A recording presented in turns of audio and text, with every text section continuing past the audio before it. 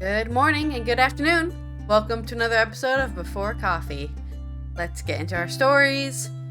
What's happening on Thursday? We're about to find out. Morning. Hello, technical difficulties. What's happening? Technical difficulties! Wi-Fi was down when I went to bed, Oh, okay. and that was only a few hours ago. So. Let's see what we got. Show me what you've got. All right, looks like I got signal. So maybe the equipment will be reset or something. Not as easy as I thought. Not as easy as I thought. Maybe restart this one. The computer is alive! All right.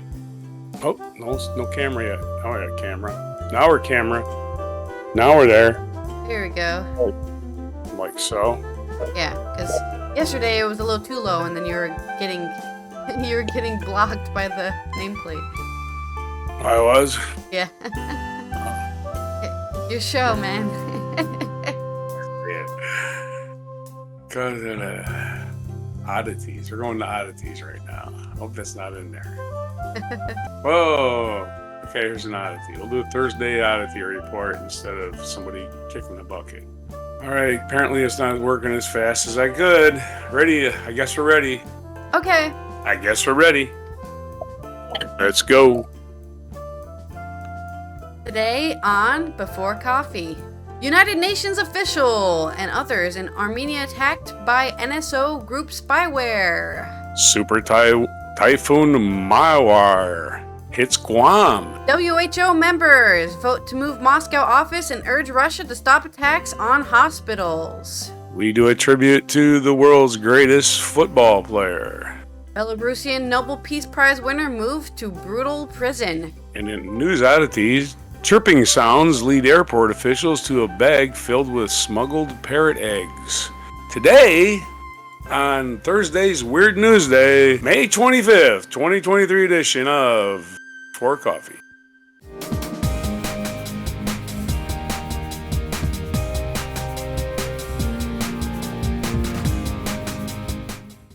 Okie dokie. Let's go to our news about attacks on Armenia. Researchers have documented the first known case of NSO's group spyware being used in a military conflict after they discovered that journalists, human rights advocates, a United Nations official, and members of civil society in Armenia were hacked by a government using the spyware. The hacking campaign, which targeted at least a dozen victims from October 2020 to December 2022, that's 2 years worth of stuff, appears closely linked to events in the long-running military conflict between Armenia and Azerbaijan over the contested Nagorno-Karabakh region, which I think we talked about before, where they had a little skirmish there on the border between two different groups. Previous investigations into spyware abuses by NSO's group's clients have already been established, with substantial evidence, according to researchers, that Azerbaijan is a government client of NSO group. The news is significant because the use of Pegasus, a military-grade spyware that can hack into and remotely control any phone, has never been documented inside a military conflict. NSO's group has said the spyware is sold to government clients and law enforcement officials for the strict purposes of fighting serious crime and terrorism. The company did not immediately respond to the request for comment. That's a problem with when you sell something that can be used for other things. You can't control that they don't use it for the other thing, right? You're just giving them the tool and saying, don't kill anybody with this, and say, but you can kill somebody with this. That's what you're telling me. The investigation was conducted by researchers at Access Now, Cyber Hub AM, the Citizens Lab at the Monk School of Global Affairs at the University of Toronto, Amnesty International Security Lab, and Ruben Meridian, an independent mobile security researcher. The hacking of the Armenian-based individual was first discovered in November 2021, 2 months after a series of clashes along the Armenian-Azerbaijan border claimed at least 200 lives in the most serious escalation of violence since the 2020 Karabakh War. Apple began sending notifications to mobile phone users who they believed had been targeted with state-sponsored spyware. Anna Nagadalyan, a former Armenian Foreign Ministry spokesperson, was hacked at least 27 times between October 2020 and July 2021, at a time when she was still serving as spokesperson for the ministry. Researchers said the time of the attack put her squarely in the most sensitive conversations and negotiations related to the Nagorno-Karabakh crisis, including the ceasefire mediation attempts by France, Russia, and the US, and officials' visit to Moscow in Karabakh.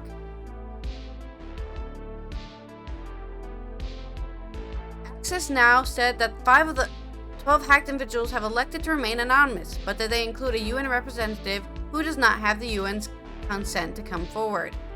Access Now and its partners said they believe the hacking was done by a customer of NSO Group, though the data could not be conclusively be linked to a specific client. They added that, given the individual's work on the conflict, it is possible that Armenia's government may have been interested in hacking the individuals, but said there is no other evidence to suggest that Armenia has ever been a Pegasus user. Indeed, the country is believed to have been a user of different spyware product named Predator, created by Cytrox, a business rival of NSO. Other evidence points to Azerbaijan as an NSO customer, including findings by the CISIN lab that some Pegasus one-click infections linked to infrastructure that masqueraded as Azerbaijani political websites. Amnesty Tech research has also identified Azerbaijan-linked domains that point to Azerbaijan as a likely Pegasus customer. The embassies of Armenia and Azerbaijan did not immediately respond to a request for comment. NSO has said it investigates credible reports of its spyware being abused by government clients. NSO Group was placed on a blacklist by the Biden administration in 2021, after the Commerce Department said it found the company had supplied its technology to foreign governments that use it to maliciously target government officials, journalists, business people, activists, and embassy workers. And I believe it's also I thought it was also on a blacklist for the EU, because they also don't. Oh no, the drama with the EU is that the EU is exporting software that goes against EU. Yeah, Pegasus. Yeah, that's what this was. Pegasus I was like, wasn't they used also involved? Yeah. by the Mexican military to spy on a couple of people in the government. Yeah, you talked about that. Yes. I think on Monday or Tuesday. But that's the end of my story. Pegasus is still causing problems out there, and I guess it's like a virus, and we can't do anything about it except for go, hey, you use that thing that's bad. Yep. Who wrote the story? What news who wrote the story? The story was sponsored by it's not written by anyone specific. It just says it's sponsored by the Bill and Melinda Gates Foundation. That's his website this came from? No, this is from The Guardian. But The Guardian. Yeah, I said this. Yeah, that's what I'm saying. The byline has to belong to somebody. You can't use it as your own story. Anyway. All of my stories are from The Guardian. Unless I know specifically say it's from Dutch News, which is the NOS. I definitely know you can get in trouble for not using their byline. Anyway, Super Typhoon Mawar hits Guam with 140-mile-per-hour winds. Residents emergency major mess. Guam residents left their homes and shelters Thursday. This is from the USA Today. Guam residents left their homes and shelters Thursday to assess the damages from Super Typhoon Mawar, which cut power in most of the island and thrashed around debris overnight with 140-mile-an-hour winds. More than 2 feet of rain fell in the central northern parts of the island, which is not a big place. When Mawar's eyewall passed, according to Brandon Adelet, a meteorologist of the National Weather Service. We are waking up to a rather disturbing scene out there across Guam. We're looking out the door. What used to be a jungle looks like toothpicks. It looks like a scene from the movie Twister with trees just thrashed apart. Landon Ayet told his twin brother and fellow Weather Service meteorologist told Associated Press. Guam is U.S. territory in the Pacific, home to about 170,000 Americans, about 6,000 miles west of Los Angeles, if you're keeping track. The slow-moving storm, the strongest to hit Guam, The strongest hit Guam in decades appeared to have crossed the Rota Channel area close to Andersen Air Force Base.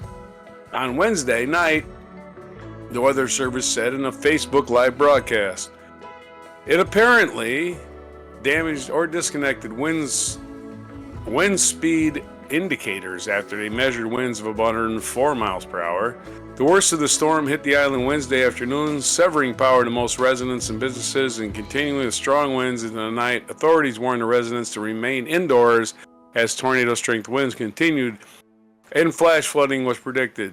Satellite radar showed the storm's winds at 140 miles per hour. And this is an extremely dangerous and life-threatening situation, the Weather Service said in a broadcast. Forecasters had worried about that the storm would hit shore directly over the island, but it appeared to have made a gradual shift northward as it approached. The island is about 30 miles long and 12 miles at its widest point. The storm was crawling around 6 miles per hour early Thursday, a slow-moving typhoon compared with others that have moved up to 15 miles an hour. The Weather Service said it was centered around 45 miles northwest of Guam and 65 miles southwest of Rota, an island in northern Mariana Islands off the north, just north of Guam. The Weather Service has said the storm is expected to intensify through Friday. Mawar was the 15th typhoon of at least Category 4 intensity to pass within 70 miles of Guam since World War II, according to weather.com. The storm's heavy winds shook the island. Most of Guam received about a foot of rain during the storm. According to the videos posted, what are we doing here, man?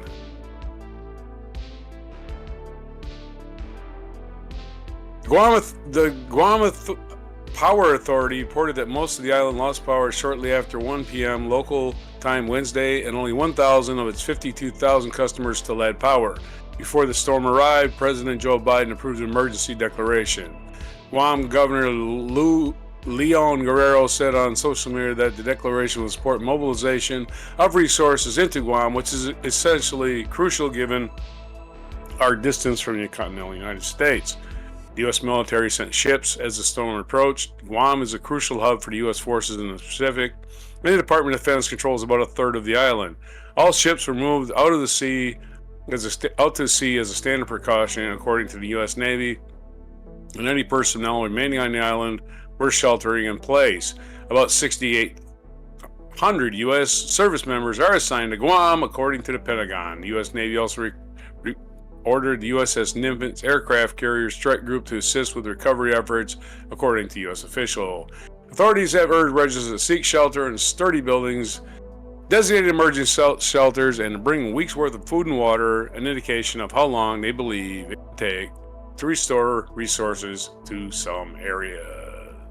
Your story. It's a good thing that America's there, otherwise no one would care, I guess. Yeah, it's one of them islands we fought over in World War II. Yeah, then it's a storm coming years after the first one, huh? Well, Since there's the been last 15, Yeah. 15 come within 70 miles since World War II. 15 typhoons. A typhoon, do you want a difference between a typhoon and a hurricane? Direction of the opposite. wind. Yeah, it turns the opposite direction. I knew it because I had learned about it in my weather class. Anyways. It goes that way and then this way, or whatever. Your turn.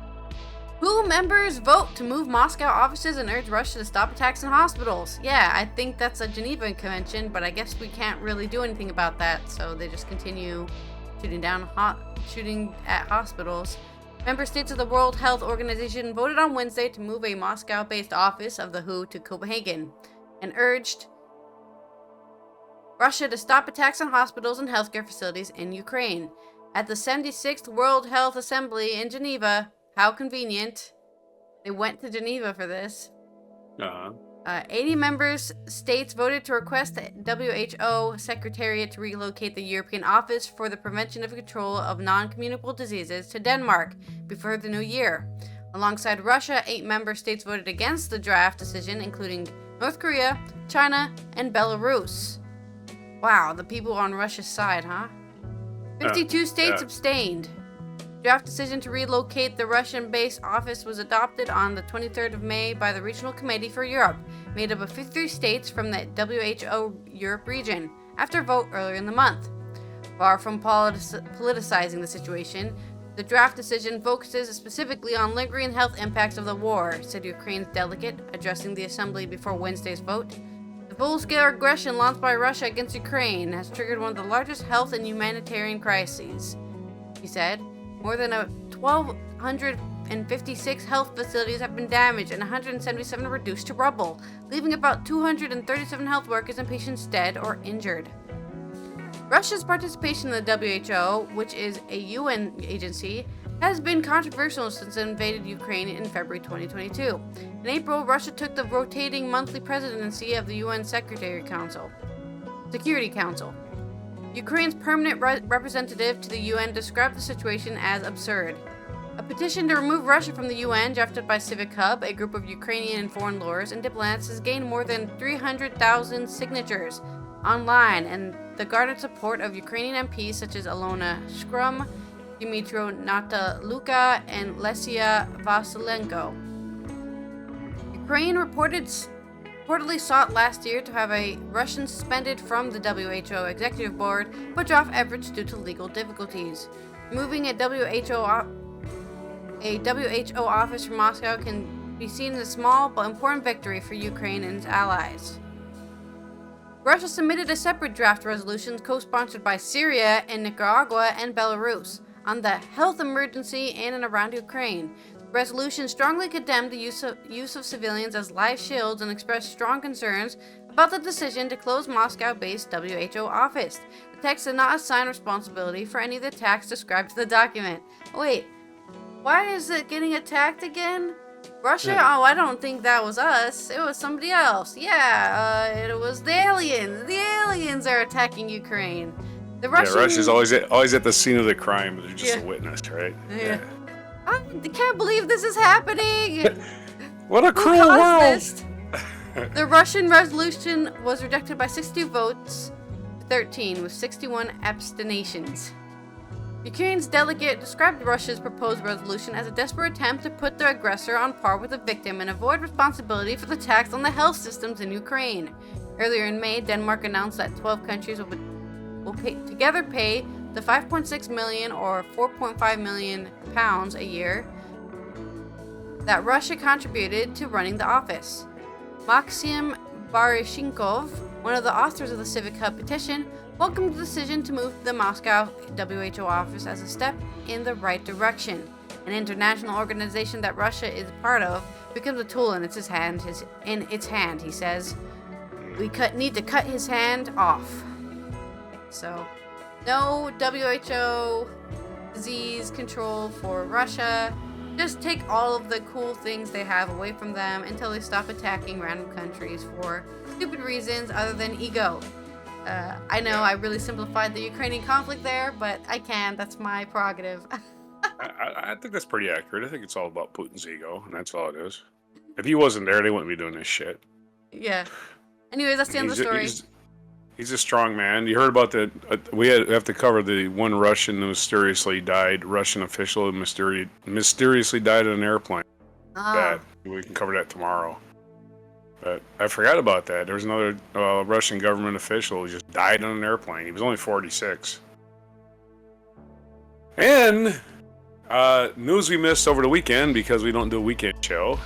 Jim Brown, one of the greatest professional and college football players of all time, has died. He was 87. His wife, Monique,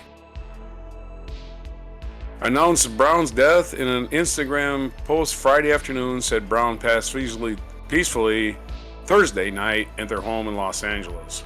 To the world, he was an activist, actor, and football star, the post stated. To our family, he was a loving and wonderful husband, father, and grandfather. Our hearts are broken.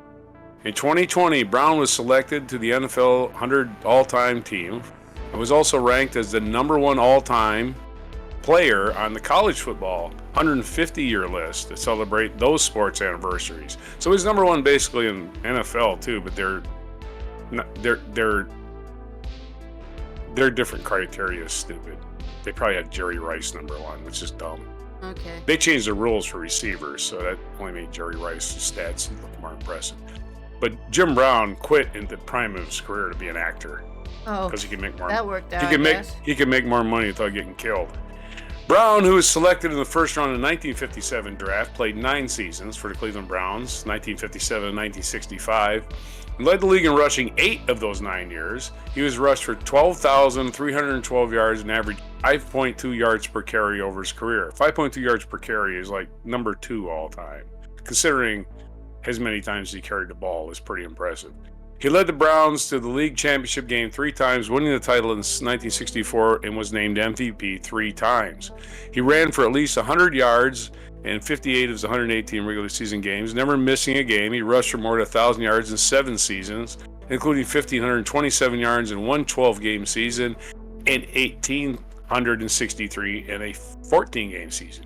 Browns also worked to empower black community during the Civil Rights Movement. In June 1967, Brown organized the Cleveland Summit, a meeting of the nation's top black athletes, including Bill Russell and Lou Alcindor, who later became Kareem Abdul-Jabbar, to support boxer Muhammad Ali's fight against serving in Vietnam. In later years, Brown worked to curb gang violence in New York and Los Angeles, and in 1988 founded Amer I Can, a program to help disadvantaged inner-city youth and ex-convicts. Brown also advocated for modern athletes to be more involved in the black community. In a statement, NFL Commissioner Roger Goodell called Brown a gifted athlete who became a forerunner and role model for athletes being involved in social initiatives outside their sports. It is impossible to describe the profound love and gratitude we feel for having the opportunity to be a small piece of Jim's incredible life and legacy. The Browns, the Cleveland Browns, said in a statement, "We mourn his passing, but celebrate the indelible light he brought to the world. Our hearts are with Jim's family, loved ones, and all those who he impacted along the way." What they're saying, LeBron James. We lost a hero today. Rest in peace, rest in paradise to legend Jim Brown. I hope every black athlete takes the time to educate themselves about this incredible man and what he did to change all of our lives. We all started I can't read for some reason. We all stand on your shoulders. Jim Brown, if you grew up in Northeast Ohio and were black, Jim Brown was God. As a kid who loved football, I really just thought of him as the greatest Cleveland Brown never played. Then I started my own journey as a professional athlete and realized that what he did socially was his true greatness. When I choose to speak out, I always think about Jim Brown. I can only speak it because Jim broke down those walls for me. From Barack Obama. I was too young to remember Jim Brown's playing days, but I knew his legacy. One of the greatest football players ever. He was also an actor and an activist, speaking out on civil rights and pushing other black athletes to do the same. My thoughts are with Jim's wife Monique, his children, and everyone who admired him. That's my best Barack Obama. He would go, I said that then. And pushing black athletes to the same. That's my Brock. That's your... Emmett Smith. My heart aches at the very moment after hearing the passing of Jim Brown. He was a huge, true legend of sports and community, using his platform to help others. Thanks, King. Barry Sanders. You can't underestimate the impact of Jim Brown, head of the NFL. He will be greatly missed. Additionally, his generosity and friendship with my family is a gift that we always treasure. Our thoughts and prayers are with the Brown family and Browns fans at this time. When Tony Dorsett, this isn't a man who played running back in the NFL, who didn't see Jim Brown. There isn't a man who played running back in the NFL, didn't see Jim Brown as an iconic legend on and off the field. Rest easy, my brother. Brown retired at 30. At the top of his career, he was filming the movie The Dirty Dozen during the movie off-season in 1966, and production went long because of bad weather. Brown's owner, Art Modell, threatened to suspend Brown's pay if he didn't report to training camp on time. Brown had opted to retire, saying he wanted to focus on his movie career and socially. In other words, I'm making more money sitting in my trailer than I am playing football, so I'm going to be an actor and a social activist. Yeah. That pays better than getting my ass kicked. And he was never injured in 9 years. Considering how many times he got hit, he was never injured, which is amazing.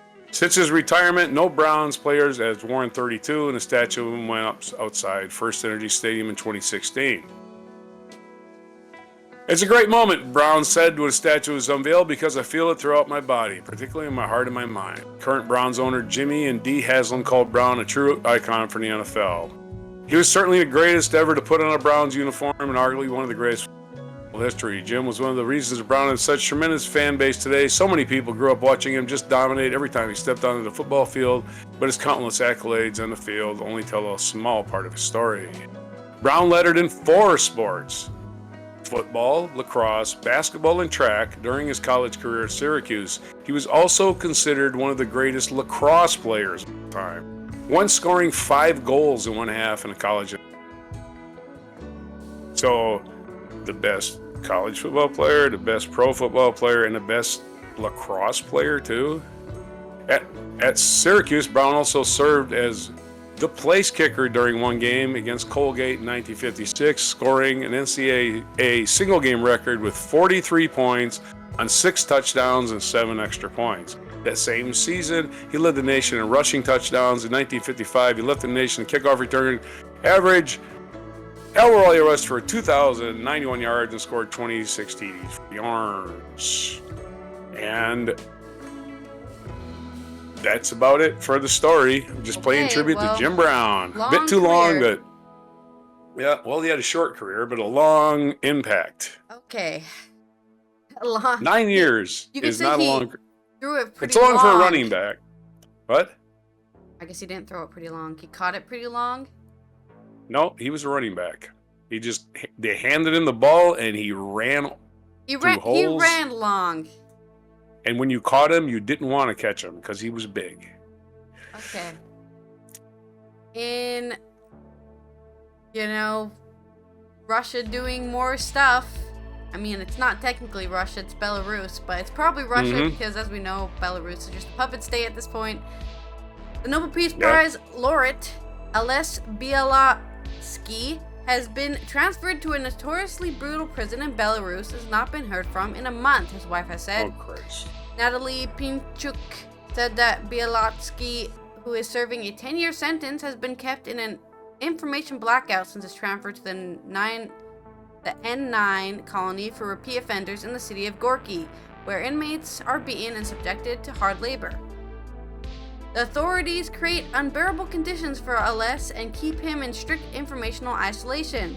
There's not a single letter from him for a month, nor does he receive my letters, Pinchuk said on Wednesday. In March, a court convicted the 60-year-old Bialatsky, Belarus's top human rights advocate and one of the winners of the 2022 Nobel Peace Prize, and 3 of his colleagues on charges of financing actions violating public order and smuggling. It was the latest move in a crackdown on dissent in the country since 2020. Bialatsky has spent 20 months behind bars since his arrest in 2021, and Pinchuk is concerned his health is deteriorating. In the most recent letters, I see how his penmanship has changed, and I see how the situation is worsening for him, both in terms of his health and his eyesight. And I'm very, very worried about it, she said. She urged the UN to intervene. Harsh punishment of Bialatsky and 3 of his colleagues was a response to the massive protests over a 2022 election that gave the authoritarian president Alexander Lukashenko a further term in office. Lukashenko, a longtime ally of the Russian President Vladimir Putin, who backed Russia's invasion of Ukraine, has ruled the country with an iron fist since 1994. During the protests in 2020, the largest ever in Belarus, more than 35,000 people were arrested and thousands were beaten by police. All 4 activists have maintained their innocence, according to the human rights center Vyasana, which was founded by Bialatsky. He shared the 2022 Peace Prize with Memorial, a prominent Russian human rights group, and the Ukrainian Center for Civil Liberties. Vyasana has counted 1,516 political prisoners in Belarus to date. Human rights advocates say the authorities deliberately create unbearable conditions for many of them. 28 days, there has been no information about the fate of the imprisoned former presidential hopeful Fikar Babaraka, who was reportedly beaten up in his cell and transferred to a hospital. No one has heard from Nikolai Statkevich, a prominent opposition figure serving a 14-year sentence for 100 days. Yeah, so they're just imprisoning political opposition and just beating everyone up.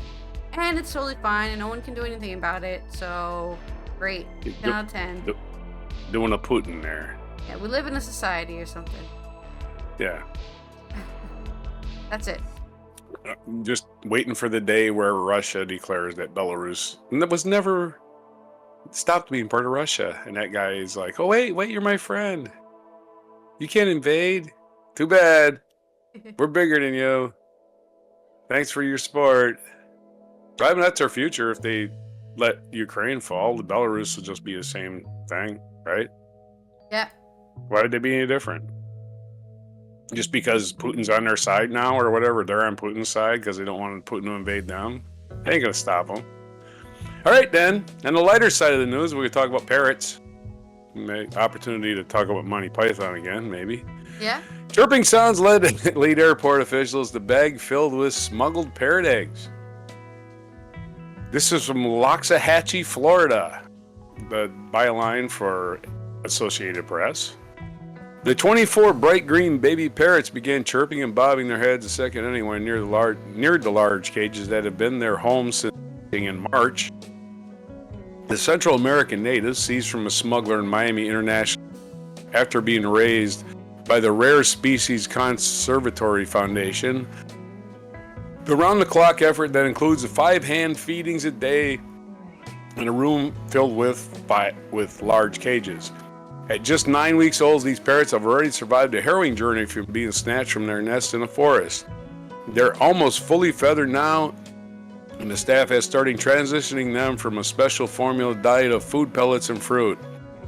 You really have to meet their children, asked Paul Raello, a Florida International University professor and director of a foundation, as he led visitors Friday into a small building tucked behind a sprawling house in Loxahatchee, a rural community near West Palm Beach. They are hand-raised babies. They've never seen their mom and dad. They've been raised by us since they've hatched, he said. It was the hatchlings' faint chirping inside a carry-on bag at the Miami airport that brought them to the attention of U.S. and Customs and Border Protection officer. The passenger, Zhu Ta-Wu, had just arrived on TACA Airlines Flight 392 from Managua, Nicaragua on March 23rd and was changing flights on Miami to return home to Taiwan, according to the criminal complaint filed in the U.S. District Court in Miami. So he was smuggling birds from Nicaragua to Taiwan, basically. Officers stopped Wu at the checkpoint. He was asked about the sound coming from his bag, which Riello later described as a sophisticated temperature-controlled cooler. Wu reached in and pulled out a small bag and showed the officer an egg, the complaint said. The officer just looked at it and saw the egg, saw inside and saw more eggs and a tiny featherless bird that had just hatched. When he told the officer there were 29 eggs and that he did not have documentation to transport the birds, according to the complaint. Wu was arrested on May 5, pleaded guilty to the charges of smuggling birds into the United States. He faces up to 20 years of prison when he is sentenced on August 1st. A lawyer who could speak on his behalf was not listed on the court records, but told Wu that investigators, through a Mandarin interpreter, that a friend had paid him to travel from Taiwan to Nicaragua to pick up the eggs. He denied knowing what kind of eggs they were. He could have just said, they're pining for the fjords. And that would have solved it. The officer, that's my Monty Python joke. The officer took the bag and contacted the U.S. Fish and Wildlife Service. By then, 8 of the birds had already hatched and were in process of hatching. It didn't take long for federal officials to reach out to Riello. They didn't know what these things were and wanted the advice on it, Riello said. Baby parrots are featherless, so it's difficult to properly identify them. What is that beast? What is Brilliant that? plumage. That's a Norwegian blue with brilliant plumage. The next day, Dr. Stacy McFarland, U.S. veterinarian, initially tended to the birds and eggs at the airport, and other officials delivered the baby parrots and remaining eggs to Riello's conservatory. At that point, we were off to the races. We got all these eggs. Chicks were hatching, the incubator's running, and by the time it was all said and done, we hatched 26 of the 29 eggs, and 24 of the 26 chicks survived. USDA regulations required the birds to be quarantined for 45 days, meaning that Riello and his team had to scrub down when entering and leaving. Still weren't sure which of the 360 varieties of parrots they were dealing with. The forensics team of Florida International extracted DNA samples from the eggshells and deceased birds to identify the species. They discovered the 24 surviving parrots or 9 clutches and included 2 species, the yellow-naped Amazon and the red-lored Amazon. Both birds are popular in the trafficking and cage bird industries because they're pretty and have a nice temperament, Riello said. The trafficking pipeline of Central America is well established and has gone on for years. In fact, the biggest threat to parrots generally is a combination of habitat loss and trafficking, Riello said, adding that about 90% of eggs are poached for illegal parrot trade. BirdLife International lists the yellow-naped Amazon a critically endangered of the population wild of being between 1,000 and 2,500. The red-lored Amazon is also listed as having a decreasing population. The vast majority of these trafficking cases, and in tragedy, the fact that the chicks were hatching the first day this travel from Managua to Miami tells you that it is extremely unlikely that any of them would have survived, actually gotten all the way to the destination in Taiwan. That would have been another 24 to 36 hour travel. Riello is now faced with the challenge of finding a permanent home for the birds, which can live to 60 to 70 years or longer. He said he is working with the U.S. Fish and Wildlife Service plan to have the birds fly free and help restore their species in the wild. The parrots live a long time.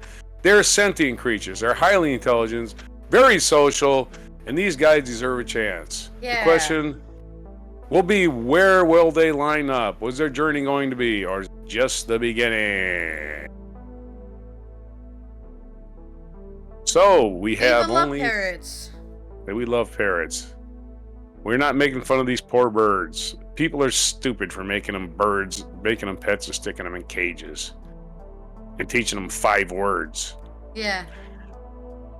I mean, You're if you can sorry. train hawks to come back, you can train a parrot to come back. You can train a crow to talk. Yeah. Yeah. All right. In culture news, of course, let's talk about the death of Tina Turner, who died in Switzerland. I think, what was it, yesterday? It was yesterday. Yes. Yesterday. Instead of me talking specifically about her death, I'm going to be talking about the reactions to her death all over the world. The music world, Hollywood and the White House, mourn Tina Turner, Beyonce, Oprah Winfrey, Barack Obama, Mick Jagger, Elton John. Reactions are pouring in on the death of Tina Turner, who passed away in Switzerland yesterday at the age of 83. The ripe age of 83. Music is praised, and of course, but also her survivability and vitality. I'm so grateful for your inspiration and all the ways you've blazed a path, Beyonce writes on her website with a photo from a joint performance in 2008. Your strength and your resilience, you are the epitome of inspiration and passion. Singer Gloria Gaynor says... Gaynor. Yeah. Turner paved the path for so many women in rock and music in black and white. Debbie Harry calls her an inspiration when I started out, and still is. Colleague Diana Ross kept her response simple with shocked and sad, and condolences to her family. Mick Jagger calls her inspiring, warm, funny, and generous in addition to being a talented artist. She helped me so much when I was young, he says of the women who taught him how to dance when she performed at his opening act in 1966. Wait, so you're telling me moves like Mick Jagger were actually moves like Tina Turner this whole time? Oh yeah, Mick was dating one of the Ikettes, the dancers with Ike and Tina Turner. Yeah. Elton John calls her he was heavily into it. Oh, okay. Elton John calls her an absolute legend, live and in the studio. One of mostly exciting and vibrant artists. Neighbors of Turner lay flowers on the gate of her villa in Kuschnacht, Switzerland. Words like a legendary icon, diva, and superstar are often exaggerated, but Tina Turner embodies them and all so much and more, believes Mariah Carey. An incredible artist, singer, and pioneer. To me, she remains that survivor and an inspiration to women worldwide, she says of the singer, who managed to reinvent herself after an abusive marriage to Ike Turner. But she didn't change her last name. I guess she didn't want to lose the branding, right? So she just kept her name. The actress Angela Bassett, who reenacted the process in the biopic What's Love Got to Do With It, says in a lengthy response that Turner used her pain and suffering as a force to help change the world. Tina Turner showed others who lived in fear what a wonderful future full of love, compassion, and freedom should look like. Oprah Winfrey writes that Turner's inner strength only increased throughout her life. She calls her a rock and roll goddess who approached parts of me I didn't even know I had. Not only the music world and Hollywood react to the death, the White House also quickly issued an official response from President Biden. He praises her versatility as the only woman to win Grammys in the pop, rock, and R&B categories, a talent that you only see once in a generation. By overcoming adversity and even abuse, she created a unique career, life, and legacy that were all her own. He wishes strength to everyone who mourns the woman who was simply the best. Biden's predecessor, Obama, calls her raw, powerful, unstoppable, and unashamedly herself. She spoke.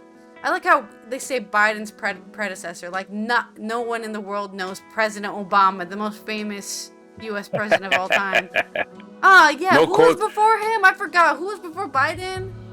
Trump. Was and that then idiot? Who was before Trump? I can't remember. What did Trump say? He probably doesn't even Nothing. care. He doesn't even know. He's like, I'm in not so about- much trouble. It's not about him, so he doesn't care. Yeah, exactly. He spoke and sang about her story, in happiness and in pain, triumph and tragedy. He calls her a star that will never die. Nyasa Alberta, who plays the role of Tina Turner in the Dutch version of Tina, calls the singer on Instagram an inspiration to many, and I am one of them. She also refers to the way she was in life. It is incredible how much one person can endure and survive it all with so much grace and love. I never expected her to be such a big part of my life and to be given the honor and confidence to share her story to tell. She has inspired me to be stronger, to fight harder, and to be braver than I ever imagined. Theater and television maker Joop van Einde, this is an article from NOS, so that's why it's so Dutch-centric, has said he is deeply touched. After collaborating with Tina Turner for the musical about her life, he always kept in touch with her and says, in a response to the ANP, news of her passing is a huge blow to us. We will forever cherish the memories of her caring class. The collaboration was close during the making of the musical, says Van den Ende. We noticed that it was hard for her because she had to relive everything again, the abject poverty, the abuse, the racism. But something changed along the way. Tina started to realize that the musical would carry her musical legacy into the future, and it was her farewell as an artist and as a world star. Other Dutch artists have reacted sadly. IJssel de Lang writes that Tina was a force and an inspiration to many. Singer and mega fan Samantha Steenwijk also deeply touched. I'm heartbroken, so unreal. Singer Birgit Lewis, phone was red hot last night. It took her some time to process the news. Tina has meant a lot to me since I was a young teenager in the 80s. That beautiful smile, those long legs, that big hair, and I don't care attitude. Miss Turner is not replaceable, she was unique. Tina is and will always be my source of inspiration. For the Dutch Ellie Denneman, Tina Turner was her greatest role model. She has been a fan for over 40 years and founded the International Tina Turner Fan Club in the 1990s. Wow, I had no idea. Run by a Dutch person of all people. I am quite shocked, she said emotionally to the NOS Radio 1 journal. I knew that she was ill, but that she would die? I had not expected that yet. I thought it would roll on for a few more years. Denneman became a fan in the period when Tina Turner was still performing with Ike. When I first saw her on her TV, that was a kind of bombshell, the way she stood there, a black woman, and she gave me a lot of swaying hair and power, and I was captivated by her movements and her performance. After many concert visits, the fan club was founded, which started with a Dutch language fan club magazine. At a certain point, we became so well known that the fan club became international and received applications from no matter which country. After 10 years, the magazine stopped and the fan club switched to Facebook, where since yesterday, thousands of messages about Tina Turner's death have expressed sympathy. So, rest in peace, Tina Turner. She's a role model, not because of her career, but because she got rid of her American citizenship and became a national of Switzerland. Not Switzerland. I don't want to become a Swiss national, but something I'd like to do. I want to be as rich as her someday, so I can just. Was she doing it for political reasons, or she just fell in love with Switzerland? I don't know. I've only seen rumors about it on Twitter, but it sounds like she just wanted to live her best life, and for her that was Switzerland with the love of her life, right? She said the person she was living with, which I don't have the name of right now, was basically her one true love of life. So she was never a big star. She didn't have a terrible end. She had a great end. She was a big star, but she never acted like one. Yeah. And remember, she was on David Letterman one time, and David Letterman used to have this part of his show where he would introduced these weird new inventions. And one was called it was a can opener for tuna cans only. And it was called a tuna turner. And his guest that night was Tina Turner. Well, Tina, here's a can of tuna. Here's the tuna turner. Now open it up. There's Tina Turner. Opening up a can of tuna with the tuna turner. Anyway, pretty funny. In 1935, this day in history, American track and field standout Jesse Owens set 3 world records and equaled one Ann Arbor, Michigan track meet. I wonder if the wind was with him that day, huh? They used to count records without the wind, you know. They didn't factor in, because you do run faster with the wind at your back, believe it or not. In 1810, having severed ties with Spain, the viceregal government, the viceregal government, the Municipal Council of Buenos Aires established an autonomous government. So this is Buenos Aires, which is Argentina, became a country, I guess. Yes. 1878, American entertainer Bill Bojangles Robinson was born in Richmond, Virginia. He's known for making movies. Restaurants are named after him? They might be named after that song by Tom T. Hall, Mr. Bojangles. Oh. Which was named after Bill. That song was named after Bill Robinson, who was in a lot of movies with Shirley Temple. Okay. In 1989, aircraft designer, I should say child star, Shirley Temple. People don't know who it is. In 1889, aircraft designer Igor Sikorsky was born in Kiev, Ukraine, in the Russian Empire. In 1889, so happy birthday to the helicopter. In 1895, the trial of acclaimed Irish writer Oscar Wilde ended with him being found guilty of committing acts of gross indecency with certain male persons. It was sentenced to 2 years of hard labor, being gay. 1935, huh? Yeah, instead of being now he's gonna be a gay bear, and everyone's gonna Oscar like him Wilde? even more. Because now he's Oscar all Wilde's- jacked up. Oscar Wilde's one of your more legendary gay smartasses. Yeah. Yeah, he's a great writer. In 1935, American track and field standout Jesse Owens. We already did that, right? This thing scrolls on its own sometimes. 1935. Abdullah I, ruler of Transjordan, proclaimed himself king. In 1961, in a speech before Congress, U.S. President John F. Kennedy committed the United States to land on the moon by the end of the decade. This goal was achieved by Apollo 11 in 1969, unless you're one of the people that thinks they faked it. In 1969, Midnight Cowboy was released in theaters. Midnight Cowboy, the drama which starred John Voight and Dustin Hoffman, went on to become the only X-rated film to win the Academy Award for Best Picture. He got an X-rated because he was a male prostitute. 1977, George Lucas space opera film Star Wars was released. So happy birthday to George Lucas, milking money for millions. The anniversary of that. 2011, the last episode of the Oprah Winfrey Show aired. The long-running TV program should help make Winfrey one of the richest and most influential women in the United States. Well, it must have done more than that, right? Informed somebody, maybe, had a nice book club. In 2020, George Floyd, unarmed African-American man, was killed during an arrest in Minneapolis, Minnesota, setting off massive protests around the country and generating greater support for Black Lives Matter. Police officer Derek Chauvin was later convicted of murder. Enjoy your time in the lockup, old Derek. 1787, U.S. Constitutional Convention opened in Philadelphia. You know, you didn't have to lean on his neck. You could have just said, hey, let's just arrest him. That's our job, not killing people. There, Derek Chauvin. Hey, how about that, huh? Mr. I'm so professional. Anyway. Sorry, that's a disturbing film. U.S. Constitution Convention opened in 1787 on this date in Philadelphia, where 58 state delegates initially charged with amending the Articles of Confederation and later drafted the Constitution of the United States, which we're trying to live up to. British actor Ian McKellen was born on this day in 1939. Ian McKellen, famous for... Wow, Gandalf. There you go. Brian Urlacher was born on this day, American football player in 1978. 1938, Raymond Carver, American author, was born. 1927, another American author, writer, Robert Ludlum was born. In 1887, Padre Pio, Italian priest and saint, was born. And that's what happened in history in this day. And what day is it? Let's hope the list isn't too terribly long. It is medium. National Missing Children's Day. Well, that's depressing. National Missing Children's Day. It's also Towel Day. And in the picture it says don't panic, so it has something to do with Hitchhiker's Guide to the Galaxy.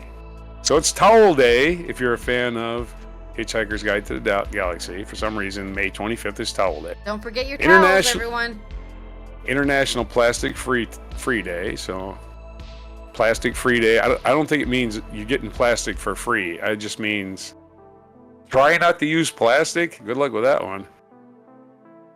National Brown Baggot Day, which is every day for a lot of people. National Tap Dance Day. So tap dance with your towel. National Wine Day. Tap dancing around topics. There you go. Don't directly confront anything for all you passive aggressive people out there. National Wine Day. Not the kind where you whine, the kind you drink. So get drunk, get your towel, and go tap dance. World Thyroid Day. It's Geek Pride Day. I almost said Greek Pride. No, but it is Geek Pride Day. So if you are a geek, be happy that you just eat gobs and gobs of guts and fish heads and whatever. That's what geeks are. Yeah. Geeks are just people that just eat anything. Okay. The geeks and freaks. That's the sideshow. Yep. That's today, National Geek Day. If it wasn't National Geek Day, I wouldn't know what to do with myself. Okay. Well, that's been Allison here from Europe talking about the passing of Tina Turner. People getting put in prison for having opinions, and more exciting news like that, honestly. We'll see tomorrow on Friday to conclude some of our news from maybe the beginning of the week or not. We'll see what happens tomorrow on Friday. And this is Roger talking about various subjects, including dead parrots that are bleeding demised on the May 25th, 2023 edition of For Coffee.